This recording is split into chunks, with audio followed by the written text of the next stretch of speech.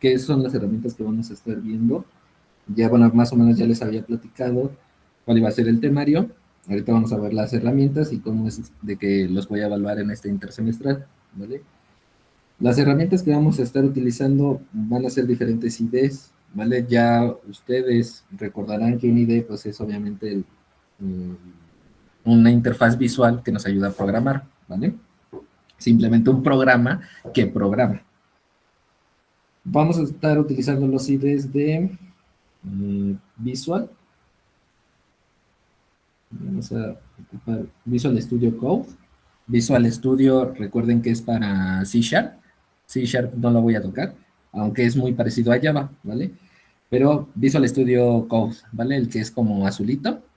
Vamos a estar utilizando ese porque las extensiones de Visual Studio nos permiten instalar lo que viene siendo Jupyter Notebook, Jupyter Lab, Python, Java, Spring Boot, C Sharp, SQL, HTML, CSS, Tailwind, entre otras cosas que vamos a estar viendo, ¿vale? Porque no solo me voy a concentrar en la parte de como de programación como código, lógica, sino también la parte de estructuras de algoritmos dentro de un lenguaje de etiquetado como puede ser HTML o un lenguaje de diseño como SSS, ¿vale? Porque incluso ya podemos hacer condicionantes de, pues, programación en CSS, ¿vale? Entonces, pues vamos a estar utilizando varias cosas.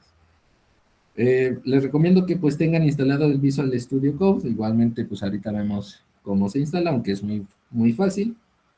Eh, También les recomiendo que tengan acceso a una cuenta de Google porque vamos a estar utilizando Colab, ¿vale? Colab es simplemente una herramienta que nos da Google para poder ejecutar código de Jupyter. Entonces,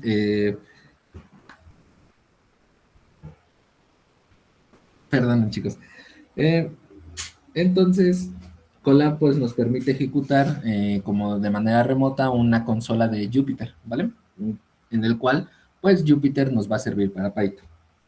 Ahora, pues creo que es el único consejo que les doy es de que al menos sí Colab, porque voy a tratar de ver los algoritmos en Python, porque es un poquito la sintaxis más fácil, ¿vale? Que utilizar Java, o utilizar C Sharp, o etcétera, ¿vale? Entonces me voy a concentrar, o voy a tratar de hacer los algoritmos en lenguaje de Python, porque pues es obviamente la sintaxis muchísimo más fácil que otros lenguajes, ¿vale?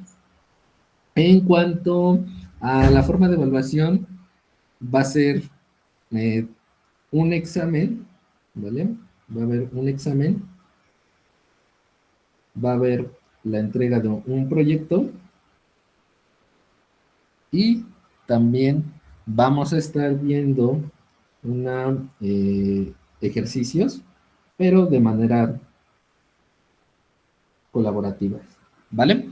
O sea, los voy a reunir y ustedes van a tener que resolver una problemática, o en este caso un algoritmo, y obviamente van a haber preguntas. Durante también las clases van a existir preguntas y pues obviamente voy a ir anotando la participación de cada uno de ustedes. Recuerden que no hay como tal, o al menos en el intersemestral, pues no es como que se vayan a ir a extra, entonces no sientan esa presión como de estar pasando o no pasar, simplemente háganlo y vamos a ver cómo sale, porque no, que aunque yo les esté poniendo que va a haber examen, no quiere decir que a lo mejor en realidad vaya a llegar al examen, ¿no? A lo mejor el tiempo no nos da y tengamos que hacer nada más el proyecto o nada más los ejercicios, ¿vale? Entonces, bueno, esas van a ser las tres formas de evaluación. Eh, Quiero preguntarles, ¿cuál es el primer algoritmo de la historia? ¿Quién hizo el primer algoritmo de la historia? ¿Ustedes quién creen, chicos? ¿Quién fue el primero? Pueden investigar. ¿Quién fue? Investiguen en Google, pueden investigar en ChatGPT, en alguna IA, sin problema. Y quiero que me digan, me escriban o participen por aquí, por micrófono, ¿qué les sale al buscar cuál fue el primer algoritmo de la historia? ¿Ok? Gracias. A los demás les sale la misma mujer. Ok, bueno. Yo, eh, ok, gracias. Oficialmente, o como lo marca, ujú, exactamente, como lo marca la historia es correcto, es esa parte, ¿no? Ella es quien inventa y trae todo un modelo de varios algoritmos o varias problemáticas que habían surgido desde antes, incluso desde Alan Turing, porque ella es más reciente, me parece que sí, en la línea del tiempo es más reciente que Alan Turing. Entonces, ella como que retoma otra vez el concepto de los algoritmos, retoma el concepto de la programación y es el punto como tal crítico de que empieza a existir un lenguaje de programación, ¿vale? Ella es un punto clave. Sin embargo, todo empieza también desde Alan Turing con el código Enigma, aunque eh, yo digo, o al menos hay información, dependiendo cómo nosotros definamos lo que es un algoritmo, empieza desde muchísimo antes, ¿vale? Yo diría que un algoritmo empezó desde la idea de Platón, ¿vale? Platón nos comentaba sobre el mundo de las ideas y la búsqueda de estructuras perfectas, ¿vale? Eso nosotros lo podemos relacionar con los algoritmos, porque un algoritmo, recuerden que es el paso, y nosotros lo vamos a estar definiendo de esta manera, pero un algoritmo lo vamos a definir como la serie de instrucciones para resolver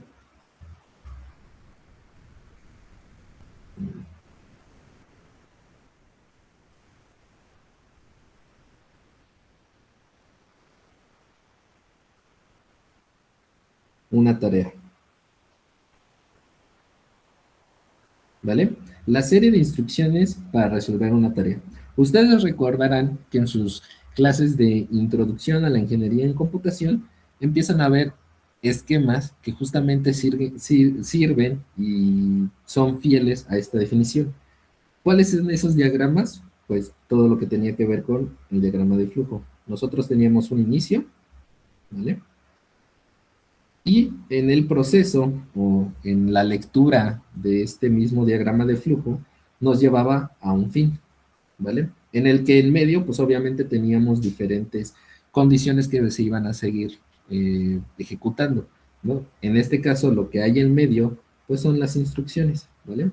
Son ese paso de instrucciones que se van a ir resolviendo. Pueden haber, recuerden que la forma en la que nosotros veíamos una condicionante en un diagrama de flujo, pues viene siendo un rombo, ¿no? Que era como que lo más importante que nos servía dentro de los diagramas, porque nos condicionaban a hacer una acción, si pasa algo y si no pasa, ¿vale? O como ustedes lo quieran acomodar, no pasa nada. Simplemente el flujo se partía, pues dependiendo, ¿no? Y al final llegaba a ese fin. Entonces, algoritmo lo vamos a definir otra vez como serie de instrucciones para resolver una tarea, ¿vale? ¿Tienen duda ahí?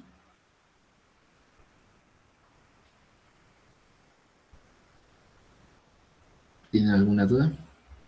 ¿Ok? ¿Todo bien? Ok, vale. Ahora, retomando un poquito sobre el mundo de las ideas, ¿vale? Y la parte de Platón, es de que nosotros como programadores, los algoritmos deben de ser abstracciones, ¿vale? Cuando ustedes avanzan a su segundo semestre para ver programación orientada a objetos, ustedes ven la definición de abstracción, ¿vale? La abstracción es simplemente extraer la información de la realidad. extraer la información de la realidad para que nosotros podamos convertir esto, según la programación orientada a objetos, en objetos. ¿Vale? Yo, ¿qué tengo que ver? ¿Vale? O sea, yo, ¿qué tengo que ver del mundo real para poderlo programar? Eso era pues, una tarea difícil y justamente esa es la abstracción. Si tu jefe te dice, oye, necesito tal proceso, pero resulta ser que este jefe es de, por ejemplo, otra carrera que no tiene nada que ver con ICO, él te va a decir la tarea y tú tienes que saber cómo resolverlo. Pero justamente la manera en que lo vas a resolver y cómo vas a ver el código, el algoritmo, las instrucciones, el cómo hacerlo, es justamente la abstracción.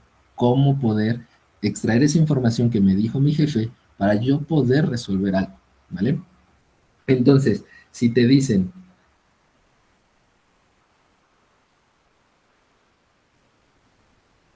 suma, quiero que hagas un programa en donde se haga una suma de dos números, ¿vale?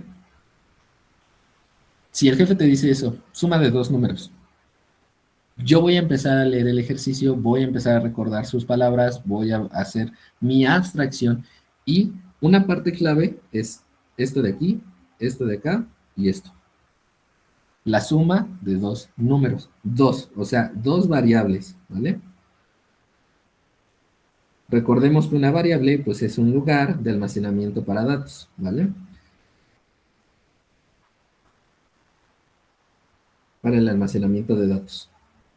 Que pueden existir diferentes tipos, ¿vale? Según Java nos lo define en tipos primitivos y no primitivos, ¿vale? Que al momento de llegar a Python también sigue la misma lógica, sin embargo no se llama de esa misma manera, ¿vale? Tipos de datos primitivos o no primitivos, ya sabemos de muchos lenguajes de programación que cuáles son esos tipos, ¿vale? Por ejemplo, existen los tipos de datos string, los tipos de datos int, los tipos de datos float, los tipos de datos double, ¿vale? Boolean, y que obviamente el lenguaje de programación pues va a cambiar mucho, ¿no? Por ejemplo, en Python a lo mejor va a existir el float, el flotante, pero no a lo mejor el double, pero lo toma como si fuera un double, ¿no? Etcétera. Pueden existir muchísimos otros más, ¿vale? Y obviamente pues hay más, ¿no? Por ejemplo, char no está definido dentro de Python. Si nosotros ponemos literalmente en Python un carácter, recordemos que el carácter, al menos como nos lo enseñan en la introducción a programación, que viene siendo C, bueno, algunos maestros utilizan C, otros utilizan C++ o otros incluso Java, pero recordemos que el char siempre lo vamos a definir de la manera con comilla simple, ¿vale? Entonces, si nosotros le decimos a Python, oye, dime qué tipo de dato es esto, él te lo va a poner como un string, ¿vale? Entonces, depende mucho en qué lenguaje nosotros nos estemos encontrando. Sin embargo, lo podemos dividir fácilmente o va a llegar un momento en el que vamos a decir, existen los tipos de dato de texto, enteros, flotantes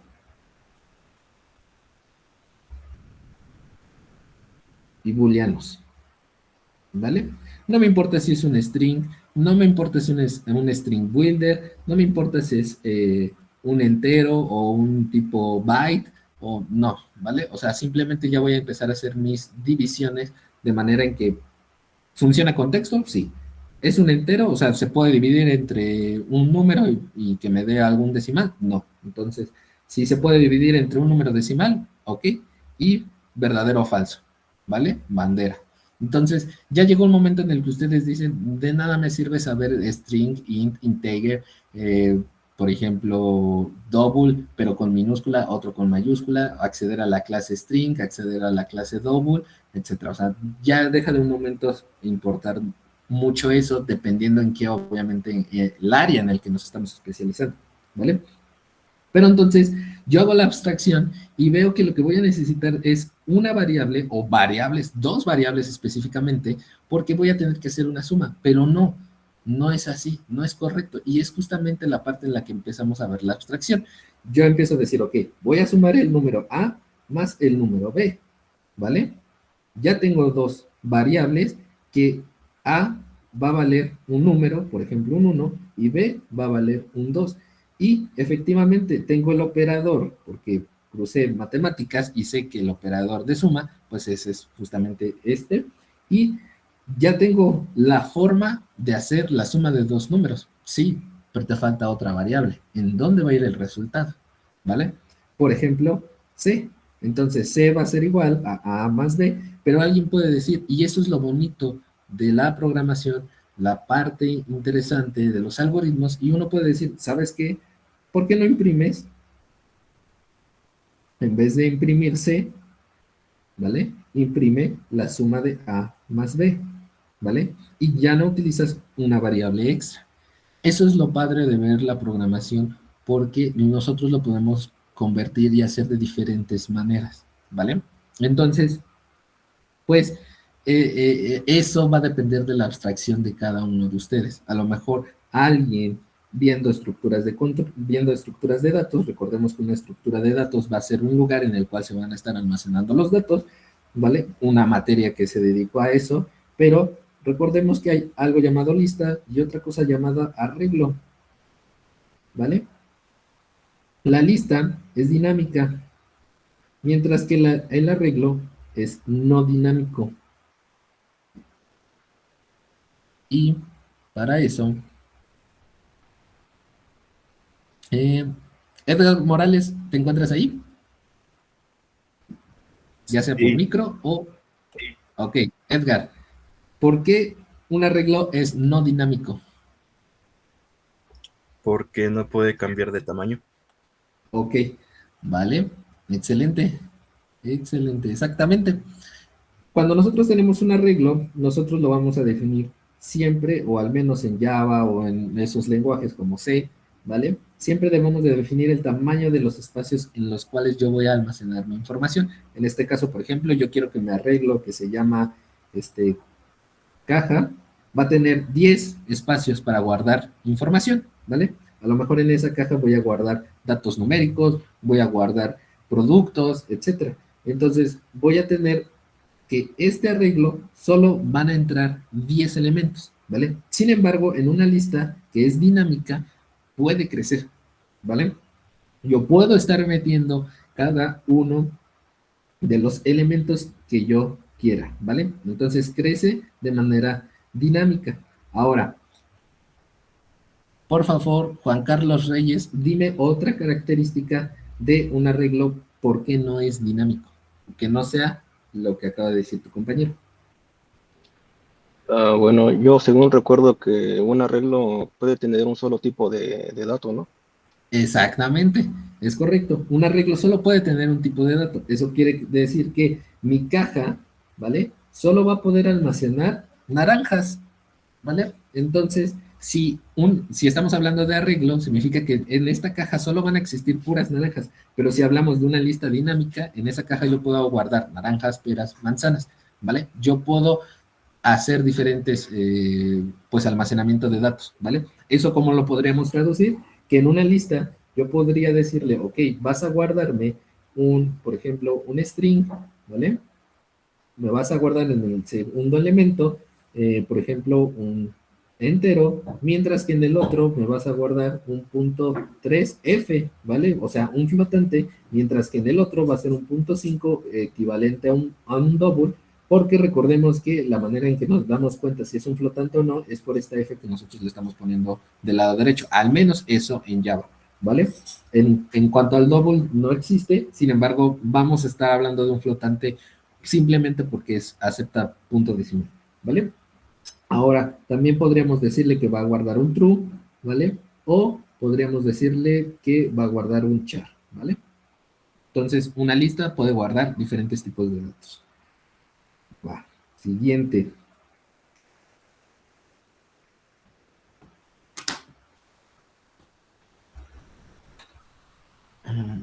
Déjenme. Descartes, ¿vale? Yo, al menos, decimos que Platón habla sobre abstracción. sin que nosotros definiéramos la abstracción. Un filosófico, algo muy filosófico, es de que él habla de la abstracción de extraer toda esa información que nosotros vemos en la realidad. Ahora, eh, Aristóteles, por ejemplo, ¿qué nos decía la parte de la lógica formal y el método deductivo? ¿Vale? Nos decía que si A es igual a B y B es igual a C, eso significa que A es igual a C. ¿Estamos de acuerdo? Eso es de Aristóteles. ¿Eso cuenta como un algoritmo, chicos? Esto es algo que podríamos decir que es un algoritmo, que es algo que nosotros podemos utilizar en la programación. Un ejemplo como este.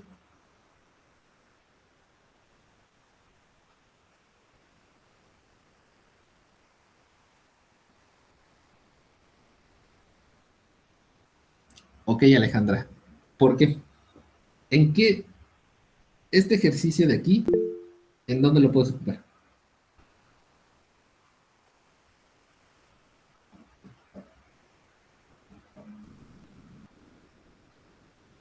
Ah, ¿sí me escucho? ¿Sí? ¿Sí te escuchas? Pues justamente cuando pues podíamos definir una variable se podía ponerle un valor y eso lo podemos programar en cualquier lenguaje. A ver, lo último, ¿cómo? Que justamente cuando programamos podemos definir lo que son las variables y aquí ya lo estamos haciendo y eso se puede aplicar en pues así que en cualquier lenguaje de programación. Ok. Vi que alguien más había levantado la mano. Eh, ajá, Sí, yo, Eduardo. profe. ¿Sí me ¿Sí? escucha? ¿Sí? Bueno, pues básicamente lo utilizamos cuando queremos hacer un cambio de variable, por así decirlo, guardar la variable para intercambiarlas. Ok. Gracias por la participación. Las dos cosas son correctas.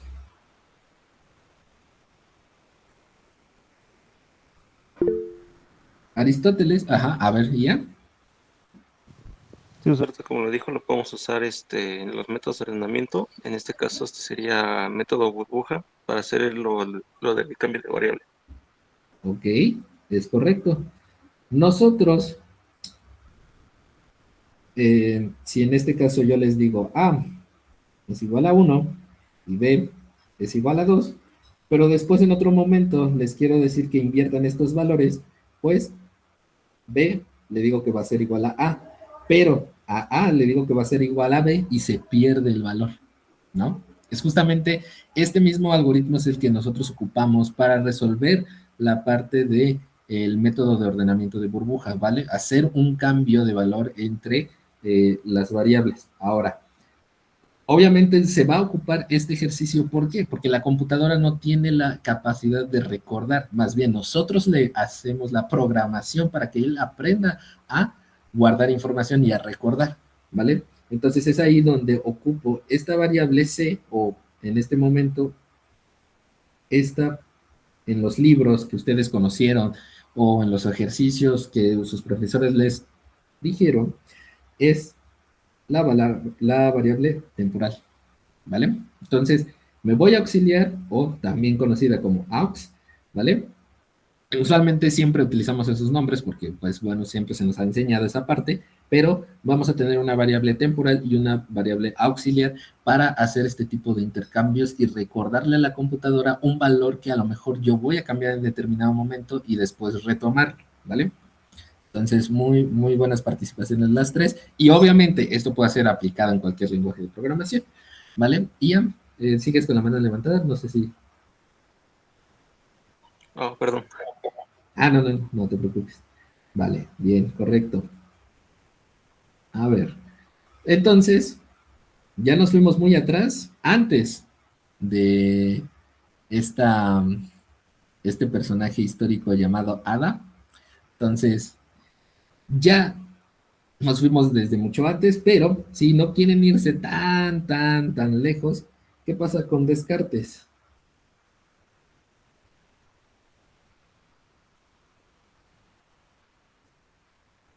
Él menciona una idea bastante interesante. el método cartesiano.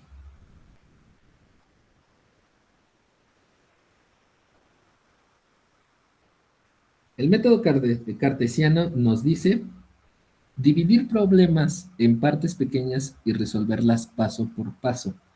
Eso, ¿en qué materia se los enseñan?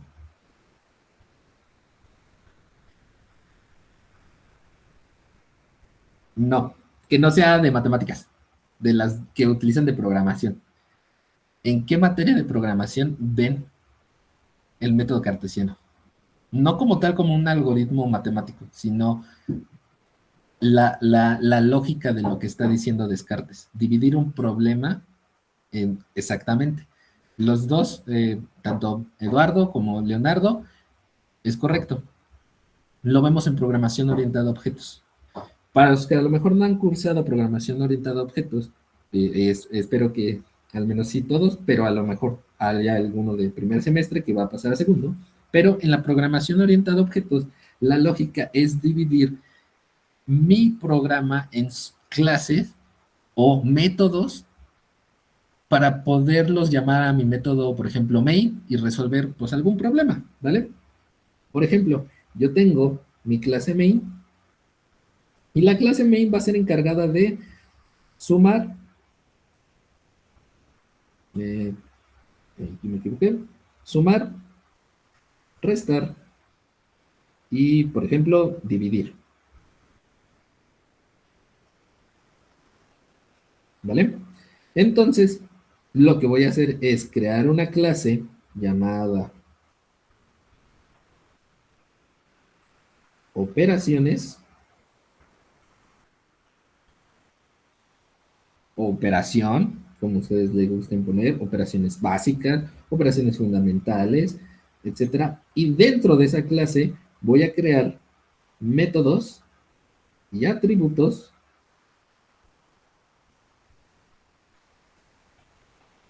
por ejemplo, un método sumar, el método restar y el método dividir. Yo en un método, en una misma clase, o sea, en un mismo lienzo, no voy a poner toda la codificación, ¿vale? ¿Por qué? Porque si no mi código o el compilador se tendría que meter a todo el código, leerlo y hacer la operación. Yo lo que voy a hacer es irme a mi main y decir, ok, ¿qué es lo que quieres? ¿Quieres una suma? Entonces, jala el método sumar, ¿vale? ¿Qué pasaría si no existiera la resta? Hago la suma, ¿vale? Como primer paso. Y después voy a la parte de la división y saco toda la información que me permita ejecutar una división, ¿vale? O el método dividir. Yo ya no leo la parte de restar porque no la estoy llamando, ¿vale? Entonces, en programación orientada a objetos, ustedes dividen un problema en pequeñas partes para resolverlo paso por paso, ¿vale? Eso también es una parte de los algoritmos, ¿vale? Porque estoy haciendo una serie de instrucciones para resolver un problema y obviamente esas instrucciones las puedo categorizar o puedo agruparlas en diferentes secciones para poder resolver esa tarea. Por ejemplo, métodos, ¿vale? Los chicos que han cursado programación orientada a objetos, ¿qué me pueden decir que es un método?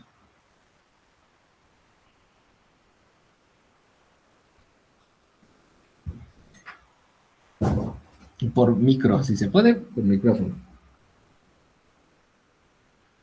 Pues básicamente es donde, bueno, es que hay dos tipos de métodos, bueno, en Java, que es uno, el setter y el getter, que pues básicamente uno es para ir modificando, para modificar la información de un objeto y otro es simplemente para establecerla. Ok, ahí ya te fuiste, por ejemplo, a tipos de métodos, pero yo quiero saber qué es un método. Porque si yo te pregunto qué es un método, no me puedes decir que es un getter y un setter, ¿vale? No pueden ser esos nada más, esos dos. Leonardo. Sería lo que el objeto puede realizar o que no puede realizar, ¿no? Como sus atributos. A ver, otra vez, repítemelo. Lo que el objeto es lo que puede realizar o lo que no puede realizar, lo que está programado para que el objeto haga. Ah, ok. Es que mencionaste la palabra atributo. Ok. Alejandra, ¿habías también alzado la mano? Así son las acciones que puede realizar una clase y que esas Con las clases hacemos los objetos y como dice mi compañero, son lo que pueden hacer. Ok. En cuanto a aquí en el chat, es como lo que se puede realizar y son acciones específicas que puede realizar la clase. Es correcto.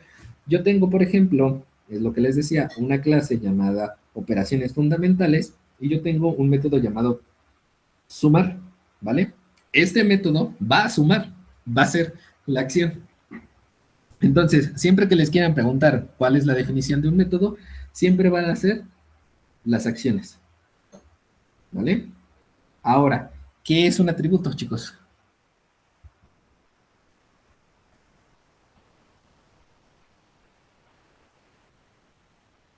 Las características de un objeto. Exactamente, Rafael, son las características de un objeto, ¿vale? Si, por ejemplo, yo tengo la clase coche, ¿vale? Díganme un método de la clase coche. Avanzar. Avanzar. ¿Otro? Dos más. Frenar. Encender. Ya los pusieron acá, perdón. Es que no había visto el chat, pero Alejandra, frenar. Y que viene siendo sinónimo del de parar. Y Vargas, girar. Ok, con esos tres. Ahora, díganme un atributo de la clase coche. Modelo. Modelo. Llantas. A ver, antes de que sigan. Alejandra, ¿por qué llantas? ¿A qué te refieres con llantas? ¿Qué me pondrías ahí? Bueno, se refiere que porque si no tiene llantas no puede avanzar, o sea, no puede hacer lo que un coche hace. Ok. Y no importa, Y digamos, ahora, ok, ahora dime, si tú dices que es un atributo llantas, ¿qué tipo de datos sería llantas? ya como viéndolo como para escribirlo en simple para programar o Ajá, ¿qué tipo de dato es? De los que yo les mostré aquí en la lista hace un momentito. yo lo pondría como un int, porque dependiendo de, digamos, si es cualquier auto o coche, puede ser que sea una camioneta, un camión, o incluso si entra, por ejemplo, un tráiler, pues cada uno tiene una cantidad diferente.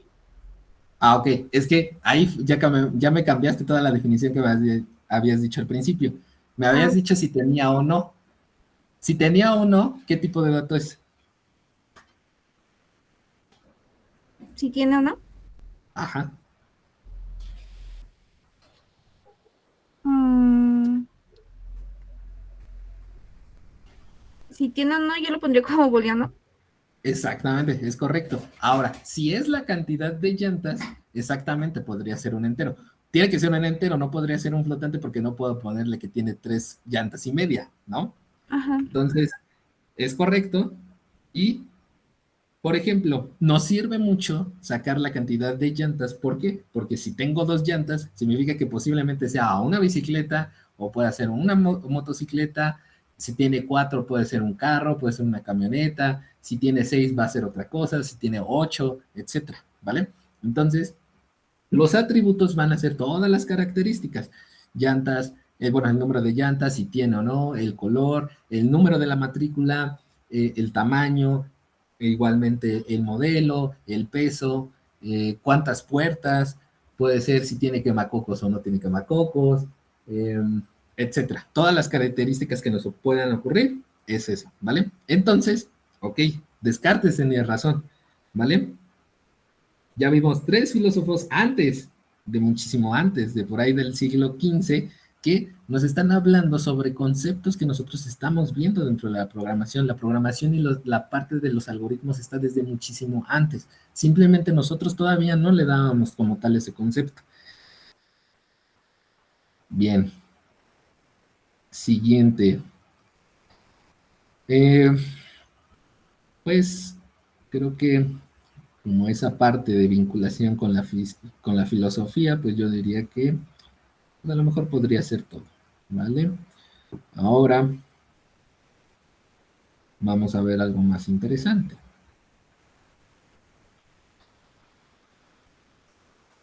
Dame un segundo. Vamos a ver nuestro primer algoritmo.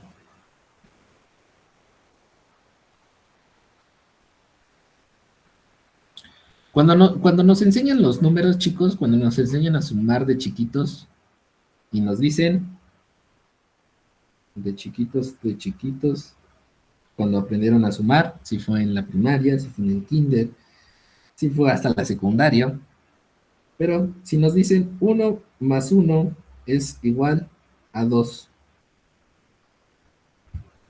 ¿Quién nos dice que esto es correcto?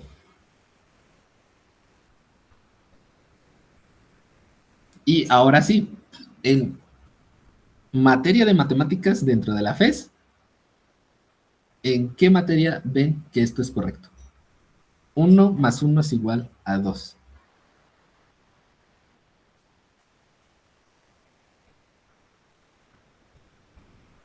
¿O no se los enseñaron? ¿Por qué 1 más 1 es igual a 2? Es más, si a lo mejor no se quieren ir tan extremo, ¿por qué 1 es igual a 1? Nada más porque nos lo enseñaron. ¿O qué filósofo, quién exactamente es matemático, físico, quien haya sido, porque hay alguien? ¿Quién es quien confirma esto?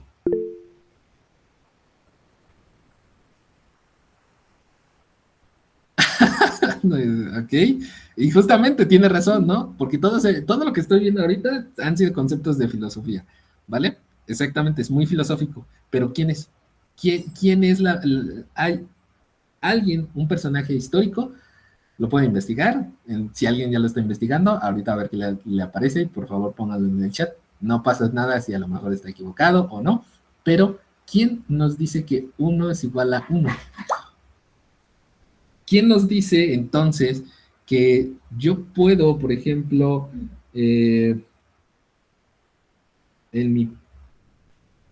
Python, ¿vale? Si yo me fuera a Python, recuerden que Python es un lenguaje no tipiado, ¿vale? O sea, que no existen los tipos de datos, no le tengo que poner forzosamente un entero detrás, o no tengo que ponerle double, o flotante, o boolean, ¿vale? Pero si yo, por ejemplo, le digo A es igual a 1, y después le digo que B es igual a A, y aunque nos mande, por ejemplo, en Java un warning para decirnos que esto puede ser a lo mejor una estupidez porque estamos repitiendo y gastando información o recursos o RAM, etcétera, pero esto es correcto. ¿Quién nos dice, matemáticamente hablando, que esto es correcto? 1 más 1 es igual a 2.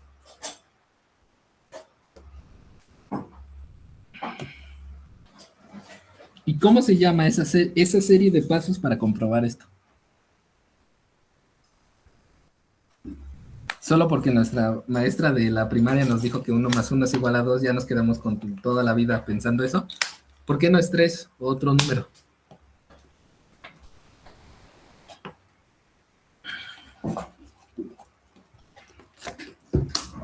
¿Alguien ya encontró algo? El principio de identidad. ¿Qué dice el principio de identidad?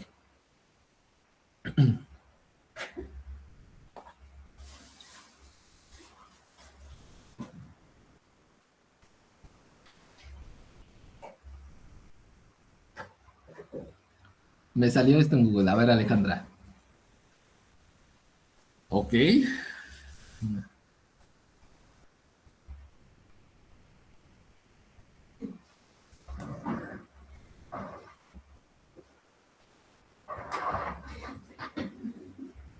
Ok.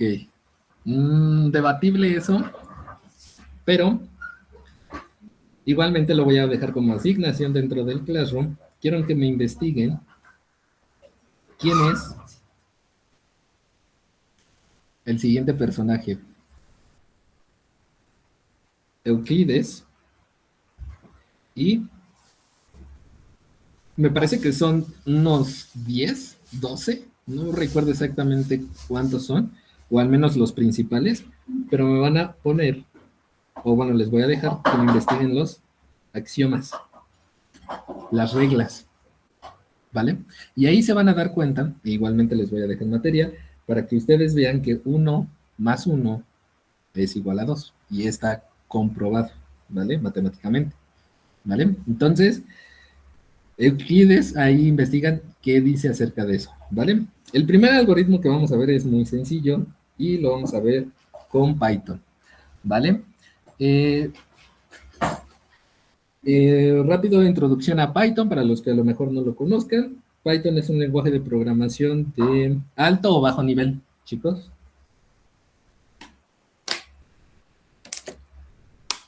O medio nivel. Alto, ¿ok? Quiero que me digan, Eduardo, que tú fuiste el primero. Alto. ¿Por qué es alto? Un lenguaje de alto nivel. Porque básicamente se parece más al lenguaje que utilizamos a que sea más parecido al lenguaje máquina, por así decirlo. Ok, dime entonces uno de bajo nivel. Por ejemplo, COBOL. Ok. Edgar Morales, un lenguaje de bajo nivel que no sea COBOL. Ensamblador, exactamente. Ensamblador es creo que el ejemplo más pues simbólico que podemos tener sobre un lenguaje de bajo nivel, porque literalmente accedemos y estamos jugando con las rutas de memoria para poder almacenar valores y tengo que hacer 10,000 pasos para poder solo hacer una suma entre dos números, ¿vale? Entonces, mientras más el lenguaje de programación sea parecido a el inglés o en Gringolandia, porque todo se programa en inglés, pero mientras más parecido sea a eso, es de alto nivel, ¿vale? Java podríamos decir que es un medio nivel, o entre medio a alto nivel, porque aún así, si nosotros ponemos un system, ¿vale? Un system.out.println y ponemos hola mundo, ¿vale? Si nosotros ponemos esto, punto y coma, obviamente, porque estamos en Java, aunque a lo mejor no podamos como tal identificar que esto va a ser una impresión, pues nos puede dar un poquito de significado por esta parte que nosotros tenemos aquí, print. A lo mejor, si nosotros le quitamos la ln, pues podríamos inferir un poco de lo que va a hacer, porque recordemos que en Java también podemos hacer un system.out.print sin el ln. Díganme, ¿qué significa el ln en un SOAP? Bueno, en un system.out.print. Si yo le pongo el ln, ¿qué me va a hacer? Un salto de línea, exactamente, Vargas. Ahora, si nosotros ponemos esta parte en Python, como viene siendo, va a ser un print y nosotros nada más teníamos que poner, entre comillas, un hola mundo, ¿vale? Vean la diferencia de sintaxis que estamos manejando, ¿vale? En una parte yo estoy accediendo a la clase system. ¿Cómo me puedo dar cuenta de que es una clase? En Java. ¿Cómo sé que system es una clase? Exactamente, Edgar, empieza con una mayúscula. Si nosotros vemos una palabra reservada, definición de palabra reservada, Pablo.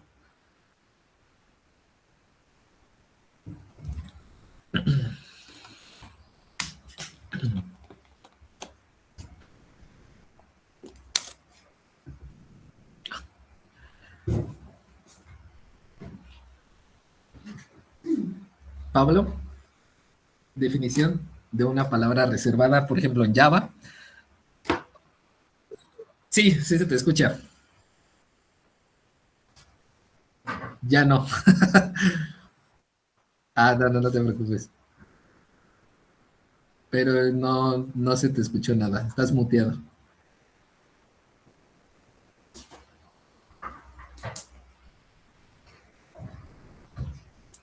¿O alguien más que quiera responder? Definición de una palabra reservada. Java.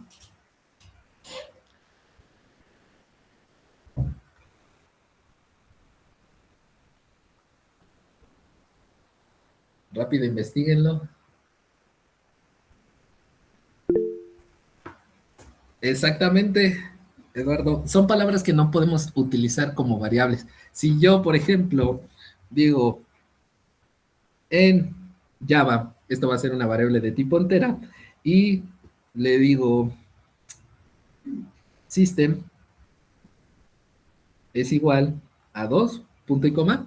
Esto me va a mandar al carajo porque system es una palabra reservada, es una clase, tal cual. ¿Vale? Entonces, primero estoy manejando dos tipos de datos primitivos y como tanto no de primitivos, y los estoy igualando a un número entero. Entonces, esto es un error.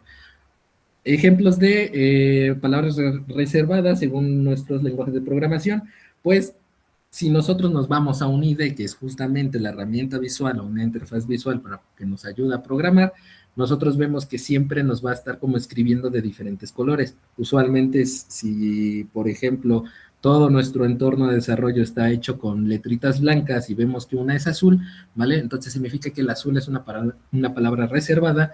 Por ejemplo, eso se utilizaba mucho en Java, en Apache NetBeans, en NetBeans antes, ahora es actualmente Apache NetBeans, pero las azulitas van a ser las palabras reservadas. No puedo utilizar, y hay una serie de palabras reservadas dentro de todos los lenguajes. Por ejemplo, si nosotros nos vamos a Python, no puedo ocupar un nombre de variable, pues, por ejemplo, si yo, suponiendo que Python es un lenguaje tipeado, y ahorita, o sea, no es tipeado, pero ahorita lo voy a tipear, si yo pongo int def, me va a mandar también al carajo porque no puedo decir esto, ¿vale? Punto y coma, muchísimo menos.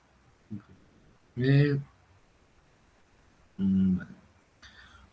Ok, entonces,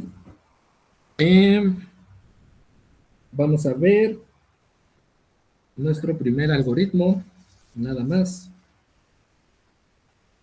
en Python.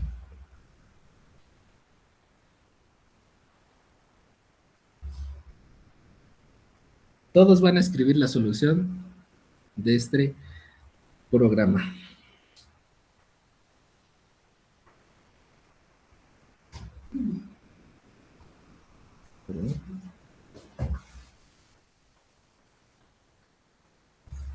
En el chat quiero que me pongan el algoritmo que resuelve esto. Suma de dos números.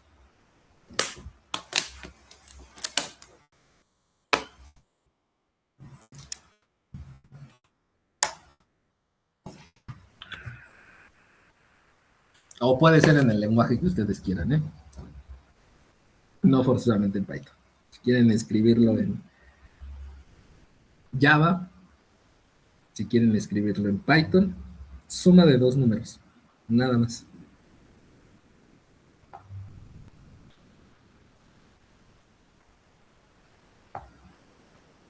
Ok, Manuel Eduardo nos pone que A es igual a 2, B es igual a 3 y nos pone una variable extra llamada C que va a ser igual a A más B.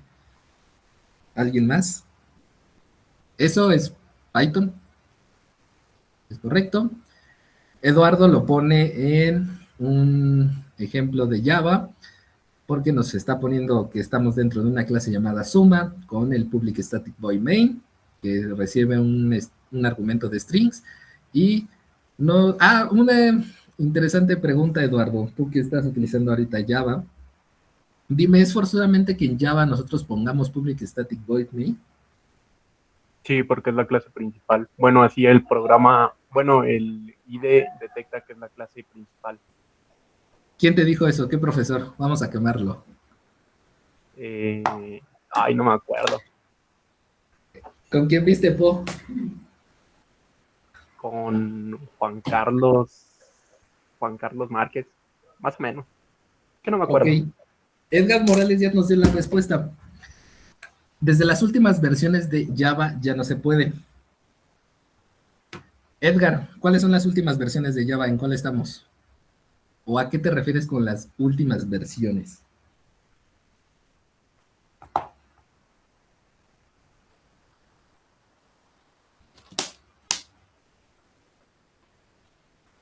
Ok, en la 21. Ok, es correcto.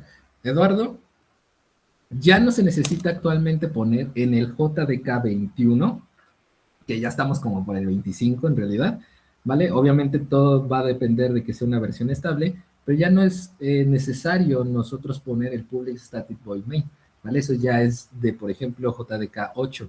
El JDK8 recordemos que es el Java Development Kit, ¿vale? Recordemos que es todo el kit de desarrollo de Java que nos va a ayudar a traer librerías que son fundamentales para que nosotros podamos ejecutar un programa, ¿vale? Entonces, obviamente durante el transcurso de nuestra historia, los JDK han ido avanzando, ¿vale? Por ejemplo, si nosotros nos vamos a una versión de Java 5, ¿vale? JDK 5, no existía la programación funcional, o sea, lambdas, ¿vale? O sea, otra vez, una interfaz. Ahí sí, hablando como tal de interfaz y programación orientada a objetos, recordamos que una interfaz es una clase en la cual nosotros no vamos a definir el método o vamos a definir la acción que va a hacer ese método, ¿vale? Entonces, pues bueno, dentro de las últimas versiones no podemos o podemos utilizar el public static void main, ¿vale? No es necesario porque Java se está actualizando y están cambiando las cosas y está siguiendo ejemplos como JavaScript, como Python, etcétera, y ya no es necesario que nosotros pongamos el public static void main, ¿vale? Simplemente diciendo que esa va a ser la clase main, Java nos detecta que ahí es donde se va a ejecutar todo nuestro programa, ¿vale? Ahora, IAM nos pone que tienes una variable llamada resultado, supongo que es por eso res, es igual a 0, y nos pone que va a ser un for con una variable i en un rango a 2, en el cual vamos a guardar un número en un input, o sea, le vamos a pedir al usuario que nos meta, bueno, es lo que estoy leyendo, que meta el resultado de ese input en una variable llamada número y nosotros la vayamos aumentando en 1 o en el rango que se puso. De hecho, no le pone rango, más bien no le pone el aumento, porque recordemos que recibe 2 parámetros el range, que lo vamos a ver cuando estemos viendo Python, pero nos está diciendo que va a aumentar en 1 y vamos a hacer la impresión del resultado, ¿vale? Entonces ahí nos la puso medio complicada, no es muy recomendable hacer este tipo de cosas, porque estaría muy loco hacer esto que acabas de hacer. Y tiene que ver con el Big O. Sí, esto ya es un O al cuadrado, ¿no? Porque estoy usando bueno, más bien al usar un for, ya la estoy Ok. complicando más, porque como Exactamente. el problema nada más era sumar dos números, pues sí, aquí ya me la compliqué mucho. Si ya hubieran sido una serie de números, pues ya sí quedaría bien, ¿no? Comillas. Ok. ¿Y qué significa que tengamos un O al cuadrado? O que nuestro logaritmo exponencial sea al cuadrado. ¿Qué pasa con nuestros programas? Pues se van, ahora sí que la tarda en compilarnos, ahora sí que va iterando, va haciendo por ejemplo, va recorriendo, en este caso, va recorriendo, ¿no? 1, 2, y así. Ok. Para los que a lo mejor todavía no han cursado la parte de diseño y análisis de algoritmo aquí dentro de la FES, yo no me voy, ya les había dicho en la clase anterior que yo no me voy a concentrar en Big O, pero Big O solamente nos va a decir cuántos recursos yo voy a gastar en todas nuestras iteraciones, ¿vale? Entonces, exactamente esto que acaba de hacer ya está bien para resolver suma de dos números. Sí, es correcto. Que sea el algoritmo más optimizado, obviamente no lo es, ¿vale? Porque nos va a gastar muchos recursos, ¿vale? Que nos podríamos haber facilitado desde antes, ¿vale? Entonces, aún así, pues está chido, porque encontró una solución interesante. José Julián nos pone en C, gatito include para los que fueron con Gastaldi, pero gatito include stdio.h y nos pone que es el método int main, ¿ok? Int a es igual a 4, b es igual a 2, int c es igual a más b y nos lo pone en printf con el entrecomillado porcentaje de. ¿Porcentaje de a qué se refiere, José Julián? Coma C, todavía aparte. Y aparte retornamos un 0, ¿vale? José Julián, ¿qué nos dice nuestro maestro de introducción a la programación? Porque eso lo tuviste que haber visto en introducción a la programación.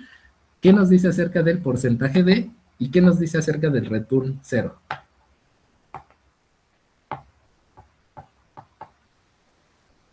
¿Qué significa esas dos cositas que acabas de poner ahí? Cualquier otro puede participar. En sus clases de introducción a la programación, ¿qué significa porcentaje de y ese retorno de un valor 0? Porque yo estoy haciendo una operación y al finalmente le estoy retornando un 0, como que no tiene sentido. José Julián nos pone para indicar que es un valor entero con signo y el retorno 0 es porque la función retorna un valor de tipo int. Es correcto, ¿vale? En C, para nosotros poner nuestro método main, pues obviamente tendríamos que poner el int main y obviamente como estamos diciendo que es un método, recordemos que el método puede regresar algo o no, al menos en C tiene que retornar este entero, nosotros lo estamos igualando a 0 y ya no nos evitamos de problemas. Por ejemplo, en Java, si nosotros hacemos un public, ¿vale? Si hacemos un public, void, suma, entre paréntesis, A, B, abrimos llave, pongo resultado, una variable de tipo entera llamado result, que va a ser igual a más B, punto y coma, y le voy a hacer un south. Recordemos que un south va a ser el system.out.print, pero no lo voy a decir completo, y voy a mandar result, ¿vale? Punto y coma, cierro llave. Si nosotros, ¿qué significa la palabra pública aquí, chicos? Ya para terminar.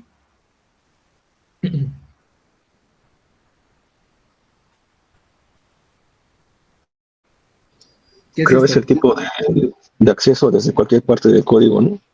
Exactamente, Juan Carlos, es el modificador de acceso, ¿vale? Existen diferentes tipos, existe el public, existe el private y existe el protect, ¿vale? Entonces, 3 tipos de modificadores de acceso, ¿vale? Para Java, ¿vale?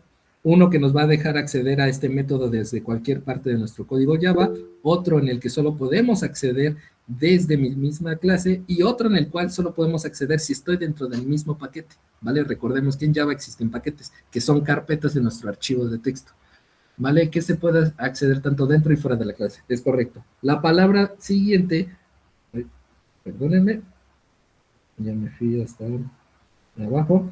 La siguiente palabra nos va a decir el tipo de retorno, en este caso es un vacío, ¿vale? Yo me puedo dar cuenta que no estoy retornando nada porque no estoy utilizando la palabra reservada, return, ¿vale? Y el siguiente va a ser el nombre del método. ¿Qué es esto que está apareciendo entre paréntesis, chicos? Argumentos. ¿Argumento o parámetro? Bueno, parámetros, sí. ¿Por qué? ¿El argumento entonces qué es? Eso ya es una función, ¿no? ¿Alguien más que quiere Se participar? llama, ¿no? ¿Cómo? Cuando se llama la función, se llaman argumentos. Cuando se llama la función es argumento y cuando nosotros estamos creando el método se llama parámetro, ¿vale? Si nosotros estamos, todo depende de dónde nos estemos ubicando. Si estamos en la clase main, ¿vale? Y nosotros mandamos a traer el método sumar y ponemos un 5 y ponemos aquí un 2, ¿vale? Esto de aquí van a ser los argumentos, mientras que si nos estamos colocando dentro de la clase, por ejemplo, si esta se llama operaciones elementales, y nos vamos al método suma, esto van a ser los parámetros. Yo le estoy pidiendo al usuario, al programa, que necesito 2 cosas, A y B, ¿listo? Y en el método main, yo le estoy mandando el valor que se asigna, ¿vale? Entonces es el 5 y el 2, y eso ya cuenta como un argumento. Todo depende de dónde nosotros nos estemos en dónde nos estemos ubicando, ¿vale? Después de ahí, ¿qué pasa? Yo si tengo el método public, void, suma, y tengo A, B y C. Esto es correcto y tengo lo mismo de aquí, ¿eh? Lo mismo dentro de este mismo método, cierro llave. ¿Es correcto en Java hacer eso?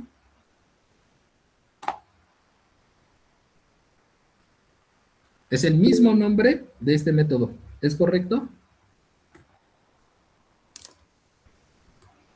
¿Por qué, Eduardo? Y dime qué tema es. Ya, bueno, ya lo puso Julián. Es sobrecarga de métodos, ¿vale? Nosotros siempre que tengamos un método con el mismo nombre, nos va a dar error. Sin embargo, si yo le cambio el número de parámetros o el tipo de datos de parámetros, me va a dejar, ¿vale? Y eso se le conoce como la sobrecarga de métodos, ¿vale? Muy bien, chicos. Pues, listo. Sería todo por el día de hoy. No sé si tengan alguna duda.